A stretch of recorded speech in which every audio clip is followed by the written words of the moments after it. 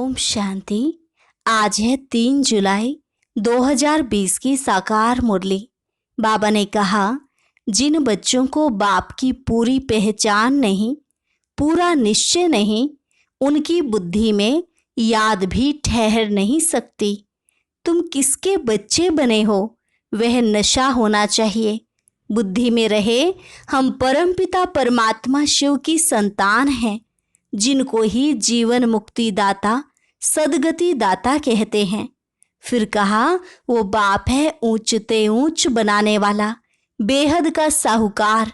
महिमा सिर्फ एक की ही है, उनसे योग लगाना है, तब ही पावन बन सकेंगे।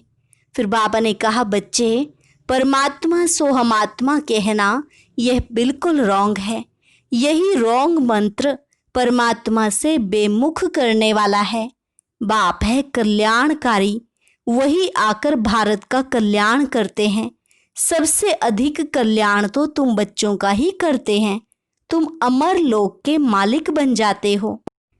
सतयुग को कहा जाता है गार्डन ऑफ फ्लावर्स। कभी कोई कुवचन वहां नहीं निकलता।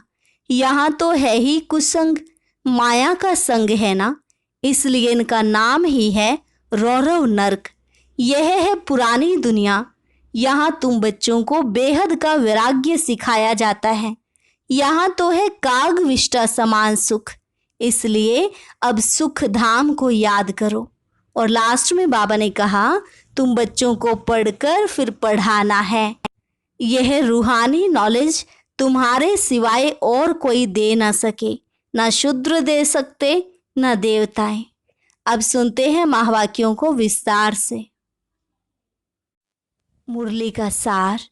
मीठे बच्चे, जो सर्व की सदगति करने वाला जीवन मुक्ति दाता है, वह आपका बाप बना है। तुम उनकी संतान हो तो कितना नशा रहना चाहिए। प्रश्न, किन बच्चों की बुद्धि में बाबा की याद निरंतर नहीं ठहर सकती है? उत्तर, जिन्हें पूरा पूरा निश्चय नहीं है, उनकी बुद्धि में याद ठहर नहीं सकती। हमको कौन सिखला रहे हैं, यह जानते नहीं तो याद किसको करेंगे? जो यथार्थ पहचान कर याद करते हैं, उनके ही विकर्म विनाश होते हैं। बाप स्वयं ही आकर अपनी और अपने घर की यथार्थ पहचान देते हैं। ओम शांति। अब ओम शांति का अर्थ तो सदैव बच्चों को याद होगा। हम आत्मा हैं, हमारा घर है निर्वाण धाम व मूल वतन। बाकी भक्ति मार्ग में मनुष्य जो भी पुरुषार्थ करते हैं, उनको पता नहीं कहाँ जाना है, सुख किस में है, दुख किस में है, कुछ भी पता नहीं। यज्ञ तप दान पुण्य तीर्थ आदि करते सीढ़ी नीचे उतरते ही आते हैं। अभी तुमको ज्ञान मिला है तो भक्ति बंद हो जाती है। घंटे घड़ियाल आदि वह वातावरण सब बंद। नई दुनिया और पुरानी दुनिया में फर्क तो है ना। नई दुनिया है पावन दुनिया। तुम बच्चों की बुद्धि में है सुख धाम। सुख धाम को स्वर्ग, दुख धाम को नरक कहा जाता है। मनुष्य शांति चाहते हैं, परंतु वहां कोई भी जा नहीं सकते। बाप कहते हैं, मैं जब तक यहाँ भारत में ना आऊं, तब तक मेरे सिवाय तुम बच्चे जा नहीं सकते। भारत में ही शिव जयंती गाई जाती है। निराकार जरूर साकार में आएगा ना। शरीर बिगर आत्मा कुछ कर सकती है क्या? शरीर बिगर तो आत्मा भटकती रहती है, दूसरे तन में भी प्रवेश कर लेती है। कोई अच्छे होते हैं, कोई चंचल होते हैं, एकदम तवाई बना लेती है। आत्मा को शरीर जरूर चाहिए।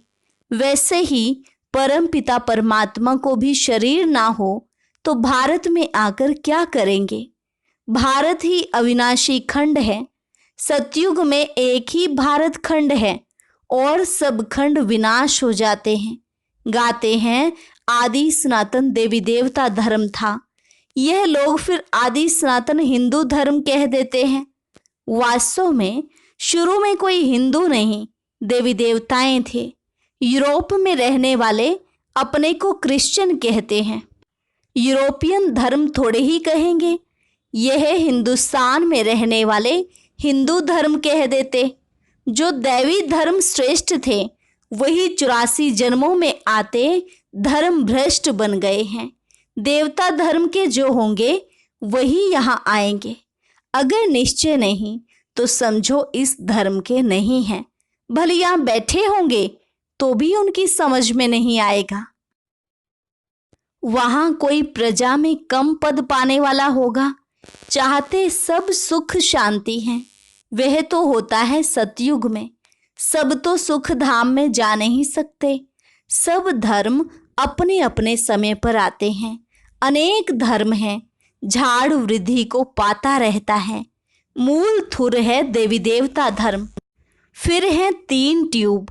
स्वर्ग में तो यह हो न सके। द्वापर से लेकर नए धर्म निकलते हैं। इनको वैरायटी ह्यूमन ट्री कहा जाता है। विराट रूप अलग है, यह वैरायटी धर्मों का झाड़ है। किस्म किस्म के मनुष्य हैं। तुम जानते हो कितने धर्म हैं। सतयुग आदि में एक ही धर्म था, नई दुनिया थी। बाहर वाले भी जानते हैं। भारत ही प्राचीन बहिष्ठ था, बहुत साहूकार था, इसलिए भारत को बहुत मान मिलता है। कोई साहूकार गरीब बनता है तो उस पर तरस खाते हैं। बेचारा भारत क्या हो पड़ा है। यह भी ड्रामा में पार्ट है।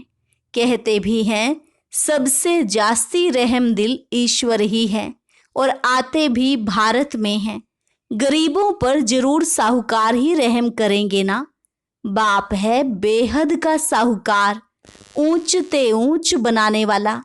तुम किसके बच्चे बने हो, वह भी नशा होना चाहिए।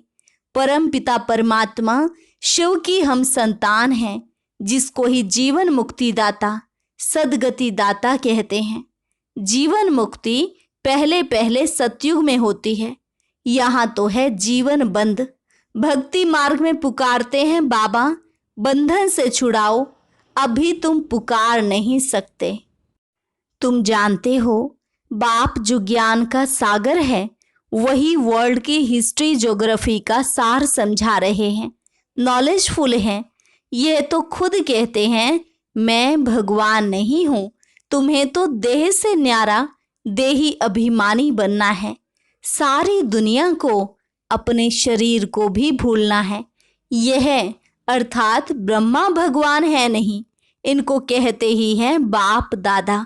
बाप है ऊंच ते ऊंच, यह पतित पुराना तन है। महिमा सिर्फ एक की ही है, उनसे योग लगाना है, तब ही पावन बनेंगे, नहीं तो कभी पावन बन नहीं सकेंगे। और पिछाड़ी में हिसाब किताब चुकतू कर सजाएं खाकर चले जाएंगे। भक्ति मार्ग में हम सो हम का मंत्र सुनते आए हो। हम आत्मा सो परम पिता परमात्मा, सो हम आत्मा। यही रोंग मंत्र परमात्मा से बेमुख करने वाला है। कौन सा रोंग मंत्र? हम आत्मा सो परम पिता परमात्मा, सो हम आत्मा, अर्थात हम आत्मा ही परम पिता परमात्मा है। बाबा कहते हैं यह रोंग मंत्र ही परमात्मा से बेमुख करने वाला है। बाप कहते हैं बच्चे परमात्मा सो हम आत्मा कहना यह बिल्कुल रोंग है। अभी तुम बच्चों को वर्णों का भी रहस्य समझाया गया है। हम सो ब्राह्मण हैं, फिर हम सो देवता बनने के लिए पुरुषार्थ करते हैं, फिर हम सो देवता बन क्षत्रिय वर्ण में आएंगे। और कोई को थोड़े ही पता है हम कैसे 84 जन्म लेते हैं, किस कुल में लेते हैं। तुम अभी समझते हो हम ब्राह्मण हैं, बाबा तो ब्राह्मण नहीं है, तुम ही इन वर्णों में आते हो। अब ब्राह्मण धर्म में अडॉप्ट किया है। शिव बाबा द्वारा प्रजापिता ब्रह्मा की संतान बने हो। यह भी जानते हो निराकारी आत्माएं असली ईश्वरीय कुल की हैं। निराकारी दुनिया में रहने वाली हैं, फिर साकारी दुनिया में आती हैं। पार्ट बजाने आना पड़ता है। वहां से आए, फिर हमने देवता कुल में 8 जन्म लिए, फिर हम क्षत्रिय कुल में वैश्य कुल में जाते हैं। बाप समझाते हैं तुमने इतने जन्म दैवी कुल में लिए, फिर इतने जन्म क्षत्रिय कुल में लिए, 84 जन्मों का चक्र है। तुम्हारे बिगर यह ज्ञान और कोई को मिल ना सके। जो इस धर्म के होंगे वही यहाँ आएंगे। राजधानी स्थापन हो रही है, कोई राजा रानी, कोई प्रजा बनेंगे। Suryavanshi Lakshmi Narayan the first, second, third, 8 गद्दी चलती हैं। फिर क्षत्रिय धर्म में भी फर्स्ट, सेकंड, थर्ड ऐसे चलता है। यह सब बातें बाप समझाते हैं। ज्ञान का सागर जब आते हैं तो भक्ति खलास हो जाती है। रात खत्म हो दिन होता है। वहाँ किसी भी प्रकार के धक्के नहीं होते, आराम ही आराम है, कोई हंगामा नहीं है। यह भी ड्रामा बना हुआ है। भक्ति कल्ट में ही बाप आते हैं। सबको वापस जरूर जाना है। फिर नंबरवार उतरते हैं। क्राइस्ट आएंगे तो फिर उनके धर्म वाले भी आते रहेंगे। अभी देखो कितने क्रिश्चियन हैं। क्राइस्ट हो गया क्रिश्चियन धर्म का बीज। इस देवी देवता धर्म का बीज है परम पिता परमात्मा शिव। तुम्हारा धर्म स्थापन करते हैं परम पिता परमात्मा। तुमको ब्राह्मण धर्म में किसने लाया? बाप ने एडॉप्ट किया तो उनसे छोटा ब्राह्मण धर्म हुआ। ब्राह्मणों की चोटी गाई जाती है। यह है निशानी, चोटी। फिर नीचे आओ तो शरीर बढ़ता जाता है। यह सब बातें बाप ही बैठ समझाते हैं। जो बाप कल्याणकारी है वही आकर भारत का कल्याण करते हैं। सबसे अधिक कल्याण तो तुम बच्चों का ही करते हैं। तुम क्या से क्या बन जाते हो? तुम अमर लोक के मालिक बन जाते हो। अभी ही तुम काम पर विजय पाते हो। वहां अकाले मृत्यु होती नहीं, मरने की बात नहीं। बाकी चोला तो बदलेंगे ना। जैसे सर्प एक खाल उतार दूसरी लेते हैं, यहाँ भी तुम ये पुरानी खाल छोड़ नई दुनिया में नई खाल लेंगे। सतयुग को कहा जाता है गार्डन ऑफ फ्लावर्स। कभी कोई कुवचन वहां नहीं निकलता। यहाँ तो है ही कुसंग, माया का संग है ना, इसलिए इनका नाम ही है रौरव नर्क। जगह पुरानी होती है तो म्यूनसिपालिटी वाले पहले से ही खाली करा देते हैं। बाप भी कहते हैं जब पुरानी दुनिया होती है तब हम आते हैं। ज्ञान से सद्गति हो जाती है। राजयोग सिखाया जाता है। भक्ति में तो कुछ भी नहीं है। हाँ, जैसे दान पुण्य करते हैं तो अल्पकाल के लिए सुख मिलता है। राजाओं को भी सन्यासी लोग वैराग्य दिलाते हैं। यह तो कागविष्टा समान सुख है। अभी तुम बच्चों को बेहद का वैराग्य सिखाया जाता है। यह है ही पुरानी दुनिया। अब सुख धाम को याद करो, फिर वाया शांति धाम यहाँ आना है। देलवाड़ा मंदिर में हूबहू तुम्हारा इस समय का यादगार है। नीचे तपस्या में बैठे हैं, ऊपर में है स्वर्ग। नहीं तो स्वर्ग कहाँ दिखाएं? मनुष्य मरते हैं तो कहेंगे स्वर्ग पधारा। स्वर्ग को ऊपर में समझते हैं, परंतु ऊपर में कुछ है नहीं। भारत ही स्वर्ग, भारत ही नर्क बनता है। यह मंदिर पूरा यादगार है। यह मंदिर आदि सब बाद में बनते हैं। स्वर्ग में भक्ति होती नहीं, वहां तो सुख ही सुख है। बाप आकर सब राज समझाते हैं और सब आत्माओं के नाम बदलते हैं। शिव का नाम नहीं बदलता। उनका अपना शरीर है नहीं। शरीर बिगर पढ़ाएंगे कैसे? प्रेरणा की तो कोई बात ही नहीं। प्रेरणा का अर्थ है विचार। ऐसे नहीं ऊपर से प्रेरणा करेंगे और पहुंच जाएंगे, अर्थात बैठे बैठे परमात्मा ऊपर से ही प्रेरणा विचार भेजता रहेगा। इसमें प्रेरणा की कोई बात नहीं। भगवान को धरती पर उतरना पड़ता है। जिन बच्चों को बाप की पूरी पहचान नहीं, पूरा निश्चय नहीं, उनकी बुद्धि में याद भी ठहरेगी नहीं। हमको कौन सिखला रहे हैं वह जानते नहीं तो याद किसको करेंगे? बाप की याद से ही तुम्हारे विकर्म विनाश होंगे। जो जन्म जन्मांतर लिंग को ही याद करते हैं, समझते हैं यह परमात्मा है, उनका यह चिन्ह है, वह है निराकार, साकार नहीं है। बाप कहते हैं, मुझे भी प्रकृति का आधार लेना पड़ता है, नहीं तो तुमको सृष्टि चक्र का राज कैसे समझाऊं। यह है रूहानी नॉलेज। रूहों को ही यह नॉलेज मिलती है। यह नॉलेज एक बाप ही दे सकते हैं। पुनर्जन्म तो लेना ही है, सब एक्टर्स को मिला हुआ है। निर्वाण में कोई भी जा नहीं सकता, मोक्ष को पा नहीं सकते। जो नंबर 1 विश्व के मालिक बनते हैं वही 84 जन्मों में आते हैं। चक्र जरूर लगाना है। मनुष्य समझते हैं मोक्ष मिलता है, कितने मत मतांतर हैं, वृद्धि को पाते ही रहते हैं, वापिस कोई भी जाते नहीं। बाप ही 84 जन्मों की कहानी बताते हैं। तुम बच्चों को पढ़कर फिर पढ़ाना है। यह रूहानी नॉलेज तुम्हारे सिवाय और कोई दे ना सके, ना शूद्र ना देवताएं दे सकते। सतयुग में दुर्गति होती नहीं। जो नॉलेज मिले, यह नॉलेज है ही सदगति के लिए। सदगति दाता, लिबरेटर, गाइड एक ही है। सिवाय याद की यात्रा के कोई भी पवित्र बन ना सके। सजाएं जरूर खानी पड़ेंगी, पद भी भ्रष्ट हो जाएगा। सबका हिसाब किताब चुकतू तो होना है ना। तुमको तुम्हारी ही बात समझाते हैं, और धर्मों में जाने की क्या पड़ी है। भारतवासियों को ही यह नॉलेज मिलती है। बाप भी भारत में ही आकर 3 धर्म की स्थापना करते हैं। अभी तुमको शूद्र धर्म से निकाल उच्च कुल में ले जाते हैं। वह है नीच पतित कुल। अब पावन बनने के लिए तुम ब्राह्मण निमित्त बने हो। इनको रुद्र ज्ञान यज्ञ कहा जाता है। रुद्र शिव बाबा ने यज्ञ रचा है। इस बेहद के यज्ञ में सारी पुरानी दुनिया की आहुति पड़नी है, फिर नई दुनिया स्थापन हो जाएगी। पुरानी दुनिया खत्म होनी है। तुम यह नॉलेज लेते ही हो नई दुनिया के लिए। देवताओं की परछाई पुरानी दुनिया में नहीं पड़ती। तुम बच्चे जानते हो कि कल्प पहले जो आए होंगे वही आकर यह नॉलेज लेंगे।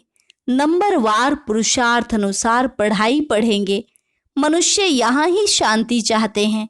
अब आत्मा तो है ही शांति धाम की रहने वाली, बाकी यहाँ शांति कैसे हो सकती। इस समय तो घर घर में अशांति है। रावण राज्य है ना। सतयुग में बिल्कुल ही शांति का राज्य होता है। एक धर्म, एक भाषा होती है।